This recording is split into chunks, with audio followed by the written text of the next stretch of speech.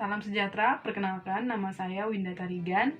Saya adalah salah satu peserta latsar CPNS golongan 3 tahun 2020 dari Kabupaten Karo. Kali ini saya akan menjelaskan tentang nasionalisme yang seperti yang telah diajarkan oleh Bapak Ahmad Fauzi Batubara. Sebelumnya kita harus memahami dulu apa itu nasionalisme. Nah, berikut adalah beberapa pengertian nasionalisme menurut beberapa ahli. Menurut Hancon, nasionalisme adalah kesetiaan tertinggi yang diberikan individu kepada negara dan bangsa.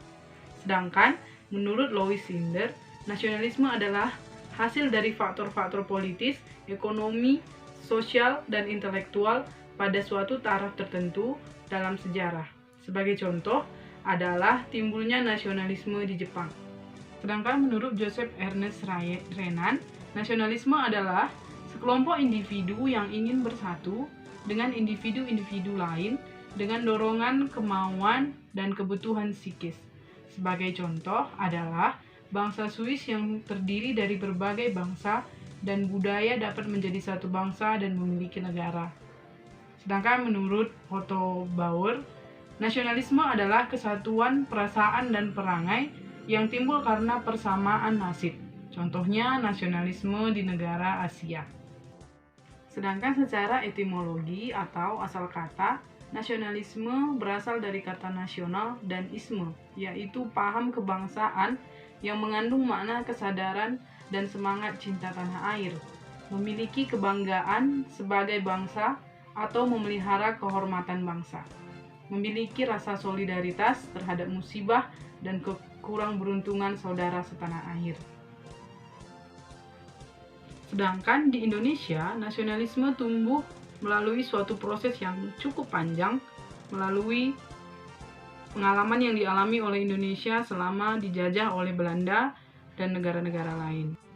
Nasionalisme di Indonesia muncul sebagai suatu rasa kepedulian terhadap sesama, terhadap nasib bangsa, sehingga memunculkan anak-anak muda yang bersemangat untuk membangun suatu bangsa, kesatuan Republik Indonesia, dan mendengungkan tentang kemerdekaan Indonesia.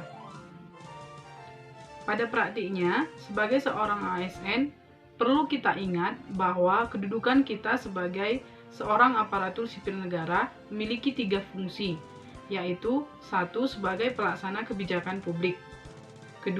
Sebagai pelayan publik, dan 3. Sebagai perekat dan pemersatu bangsa. Terkait dengan hal tersebut, maka seorang ASN haruslah memiliki jiwa nasionalisme yang kuat. Guru dalam hal ini berperan penting untuk mendidik dan membimbing siswa agar memiliki rasa nasionalisme. Seorang guru harus mampu memberikan contoh serta mempraktekkan nilai-nilai kebangsaan dalam kehidupan sehari-hari. Mulai dengan menghargai kebinekaan dan dengan bangga terhadap bangsa Indonesia.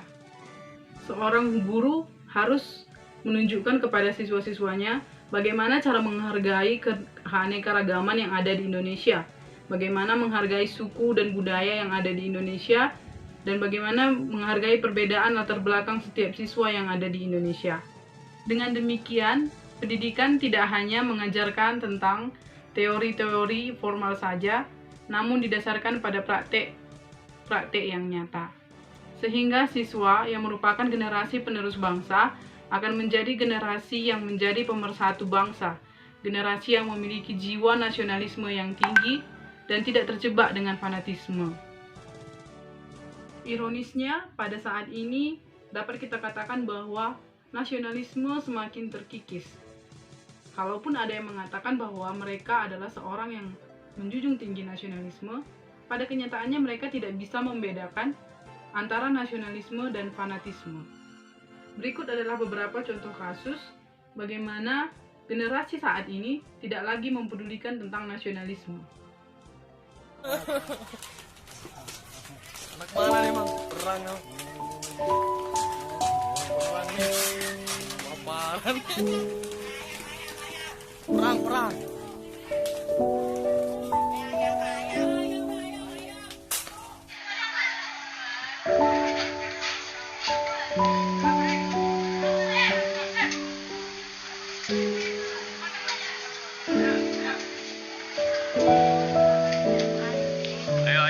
sini, bacanya udah sini. Ayo, nggak bisa lari, nggak bisa lari. Kirain nggak orang-orang.